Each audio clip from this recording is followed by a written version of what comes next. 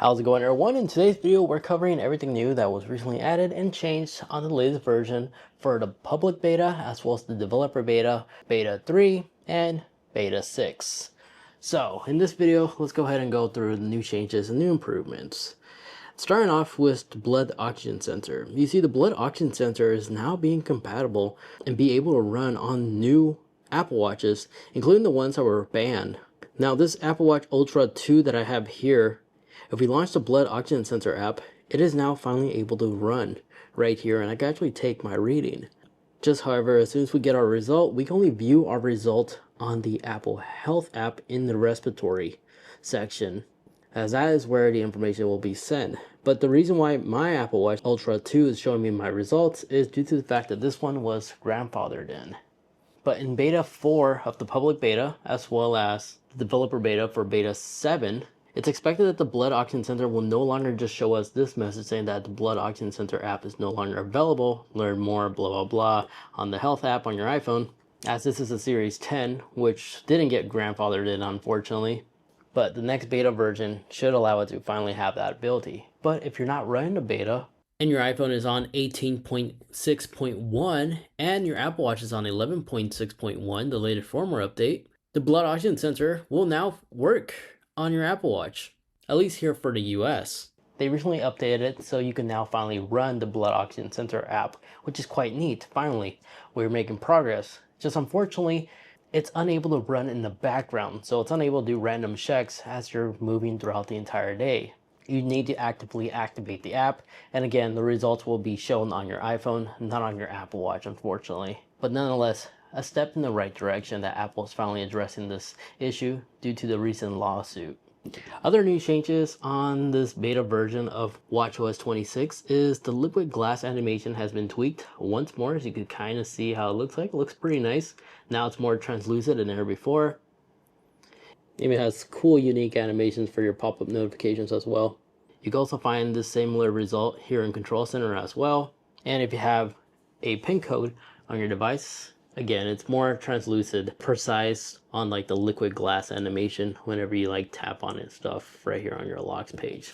So Apple continues to fine tweak the liquid glass animation. But since we're in the Control Center, some of these icons over here, another tweak that Apple did for its recent update is whenever you add a new icon, there was a time when some of these icons were glitched. It would just tell us the name, but it wouldn't show us the icon, like this one right here.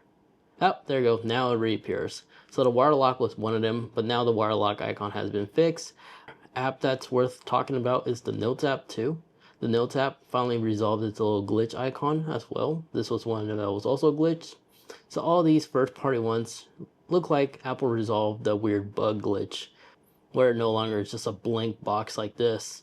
Now it actually will show us the icon following by the text.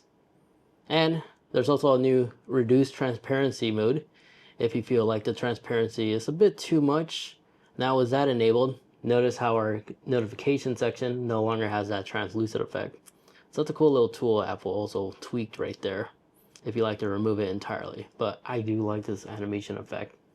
In terms of Workout Buddy, whenever you launch the Workout app, you will be welcomed with a new splash screen right here. It's also been updated, but this is the layout.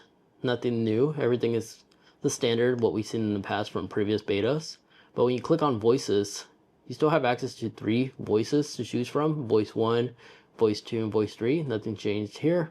So nothing crazy got added in the workout section. Just however, the annoying bug, I don't know if you experienced this, but for me personally, ever since watchOS 26, whenever I end my workout, after 5 minutes later, walk into the car, and as soon as it connects to my Bluetooth, my workout buddy just starts talking to me and I'm unable to end the call. So it's an annoying bug. Let me know in the comments if you also experience this. It's not just on EV vehicles, I also seen this on my F-150 as well. Great job checking off your workout.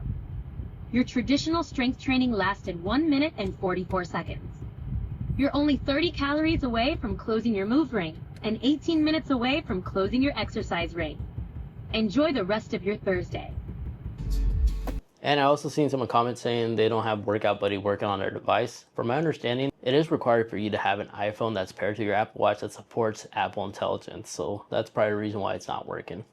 Now, in terms of new watch faces, unfortunately, nothing got added nor anything got changed. All the watch faces that we had in the past are still here, and even the ones that Apple removed are not re-added.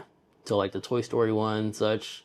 And I don't think Apple has any interest on re-adding those watch faces. I think Apple just decided to remove them and moving forward with some new ones that should be released sometime during the launch of the next generation Apple Watch, including the Ultra 3, as well as the next generation series Apple Watch, the Series 11. That's typically when we should be seeing newly added watch faces, so not yet. The only major update we received was the new photo app with the liquid glass time, and that's it.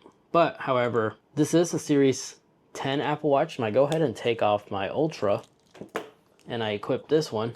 The unique ability that the Series 10 has exclusively was the ability to still show the second hand when always on display is enabled. Well, this support is now supported on the reflection watch face that I showed you earlier. Then the flux watch face is also one of them that can still show you the second hand.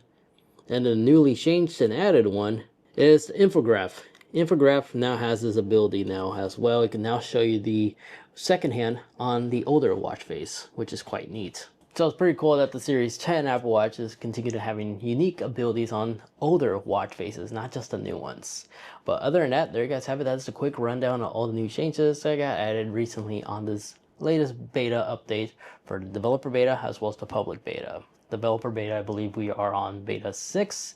And then next week we should be able to see beta 7.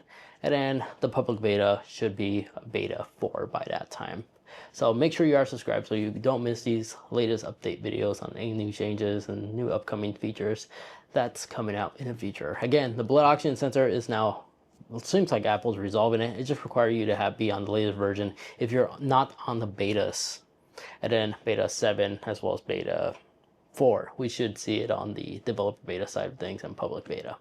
Anyways, there you guys have it. If you wish to watch more, maybe like to check out more videos, check out this video over there where I review some amazing AI glasses. Because the ones I'm wearing actually are showing me my notifications and are displaying it right in front of my field of view. So it kind of gives me like an Iron Man feel. If you'd like to find out more about these amazing AR glasses with the display, I cover it in greater detail over there. Thank you so much for watching.